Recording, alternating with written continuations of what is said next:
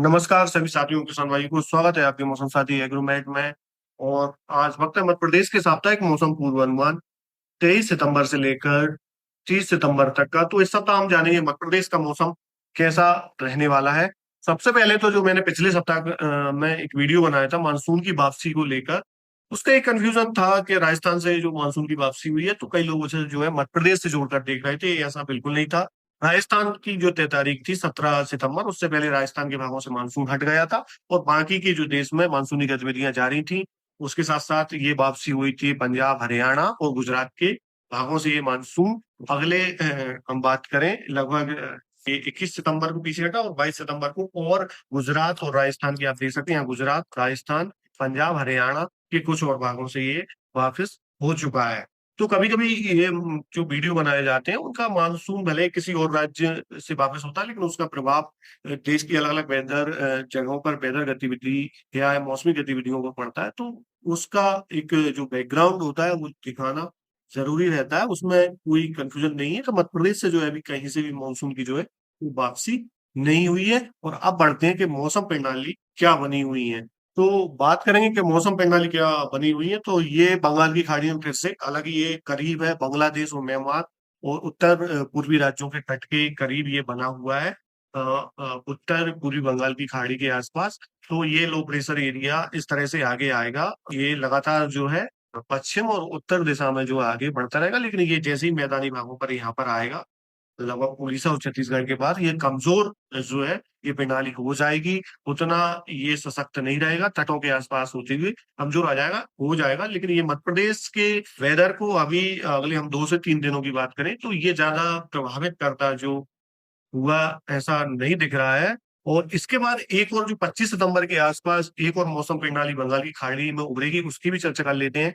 क्या रहेगा कि 25 सितंबर के आसपास एक और लो प्रेशर एरिया, कम दबाव का क्षेत्र लगभग उड़ीसा तट के आसपास हम बात करें पश्चिमी बंगाल की खाड़ी और मध्य बंगाल की खाड़ी के आसपास बनेगा। ये जो अभी लो प्रेशर एरिया ये मैदानी भागों पर आकर कमजोर हो जाएगा। ये मध्य प्रदेश के भागों को ज्यादा प्रभावित नहीं करेगा, लेकिन ये थोड़ा सा मजबूत रहेगा। ये पूरा ट्रेवल करेगा। आपका आंध्र प्रदेश है, इसके बाद छत्तीसगढ़ है, तेलंगाना हुआ, महाराष्ट्र, और ये लगभग अरब सागर तक जाएगा। और हो सकता है कि ये तटीय भागों के आसपास आते आते डिप्रेशन यानी घेरा अवसाद या अवसाद के रूप में ये उभर सकता है। तो चूंकि ये इसकी पेरीफेरी जो हवाओं की जो पेरीफेरी रहेगी, ये मध्य प्रदेश को भी प्रभावित करेगी। ये काफी बड़ी रहेगी। और जब ये बनेगा तो इसमें ये जब भी कोई सिस्टम आता है तो उसकी प्रगति होती है अपने आप में, या तो इस तरह से गोल होता है या इलोंगेटेड इस तरह से हवाएं घूमती है। तो जहां जहां से ये हवाएं जिन जिन जियोग्राफिकल क्षेत्र को पार करती हैं वहां बादल बनते हैं और वहां जो है बारिश होती है। तो इसके इन जो प्रमुख दो वेदर गतिविधियां, दो सिस्टम है, ये कैसे मध्य प्रदेश के वेदर को प्रभावित करेंगे, चलते हैं मध्य प्रदेश के मैप पर। करते हैं कल से 23 सितंबर से मध्य प्रदेश की बारिश की गतिविधियों की। तो लगभग ये क्षेत्र मैं बता दूं इस तरह से, ये लगातार मध्य का ये जो नीचे का क्षेत्र है झाबुआ, अलीराजपुर, धार, इंदौर, बड़वानी, खरगोन, खंडवा और बुरहानपुर और कुछ भाग हरदा, देवास, इनका इसमें क्या रहेगा, लगातार इस सप्ताह जो है वेदर गतिविधियां होती रहेंगी। बंगाल की खाड़ी और अरब सागर से मॉइस्चर यहाँ पर जो है वो जो मॉइस्चर है वो लगातार यहाँ पर आ रहा है। तो इस यहाँ कम ही सही, छोटे से इस तरह के छोटे से पॉकेट में ही सही, लेकिन बारिश की गतिविधि इस क्षेत्र में होती हुई दिख रही है और आगे भी ये जारी रह सकती है। अगले हम 3 दिनों की बाकी मध्य प्रदेश की बात करें तो लगभग ये जो ऊपर के जिले हैं दतिया, भिंड, ग्वालियर, मुरैना, श्योपुर, जैसे जैसे राजस्थान से मानसून हट रहा है इन जिलों में जो बारिश की गतिविधियां हैं वो बहुत कम हो चुकी हैं, काफी नगण्य हो चुकी हैं। हालांकि कुछ दिन पहले सिवनी, गुना, अशोकनगर, राजगढ़, आगरमालवा, विदिशा, इन क्षेत्रों में जो है बारिश देखने को मिली। नीमच, मंदसौर में भी पिछले 24 घंटों में बारिश देखने को मिली। आगरमालवा में भी बारिश देखने को मिली। हालांकि भले ही ये जो है राजस्थान के करीब है, लेकिन ये क्षेत्रों में बारिश हो रही है। लेकिन सुदूर बात करें उत्तरी पश्चिम भारत के इन जिलों में, जो ऊपर के 4 जिले श्योपुर, मुरैना, भिंड, ग्वालियर, दतिया, इन जिलों में जो हम देखें तो अपेक्षाकृत काफी हम कहें बिल्कुल ही बहुत कमी बारिश हुई है। और कई क्षेत्र जो है उस सूखे बनी हुई है। इससे आगे चलते हुए अगले 3 दिनों में बाकी मध्य प्रदेश में हम बात करें यहाँ पर, तो ना तो जबलपुर संभाग, ना भोपाल संभाग, ग्वालियर चंबल संभाग, ना रीवा संभाग और किसी जिले में इतनी कोई बारिश जो है वो ज्यादा होती हुई दिख नहीं रही है। इसमें जो मध्य प्रदेश में जो पूर्वी मध्य प्रदेश से जो बदलाव आएगा वो आएगा आपका 25 या 26 तारीख से, जब जो अभी लो प्रेशर एरिया बंगाल की खाड़ी में वो मैदानी भागों पे आ जाएगा, और एक और सिस्टम जो रहेगा वो बंगाल की खाड़ी में बनेगा। ये जैसे ही 25-26 तारीख की हम तरफ जाएंगे तो फिर से जो पूर्वी मध्य प्रदेश है, सिंगरौली, सीधी, उमरिया, डिंडोरी, अनूपपुर, मंडला, बालाघाट, सिवनी, जबलपुर, कटनी, दमोह, सागर, नरसिंहपुर, छिंदवाड़ा, पाटुना, बैतूल, नर्मदापुरम, रायसेन, बालाघाट, इन जिलों में जो है बारिश की गतिविधियां एक बार फिर से बढ़ने लगेंगी। क्योंकि जब बंगाली खाड़ी में सिस्टम आते हैं तो वो पूर्वी जो हवाएं हैं वो दिशा बदलती हैं, तो इन क्षेत्रों में सबसे पहले यहाँ से, इस तरह से हम बात करें, यहाँ से जो है हवाएं इस तरह से पहुंचती हैं, तो इन जिलों में सबसे पहले प्रदर्शित, जैसे जैसे सिस्टम छत्तीसगढ़ और महाराष्ट्र के करीब आएगा, एक बार फिर से लगभग आधे से ज्यादा मध्य प्रदेश में, यहीं से बात करूं, हरदा, सीहोर, रायसेन, भोपाल, विदिशा, राजगढ़, गुना, अशोकनगर, सिपरी, आगरमालवा, मंदसौर, नीमच, रतलाम, उज्जैन, शाजापुर, देवास, इंदौर, धार, झाबुआ, अलीराजपुर, बड़वानी, खरगोन, खंडवा, बुरहानपुर, इनमें जो और इंटेंस गतिविधि है, बारिश की बढ़ोतरी देखने को मिलेगी, वो मिलेगी 26 सितंबर के बाद।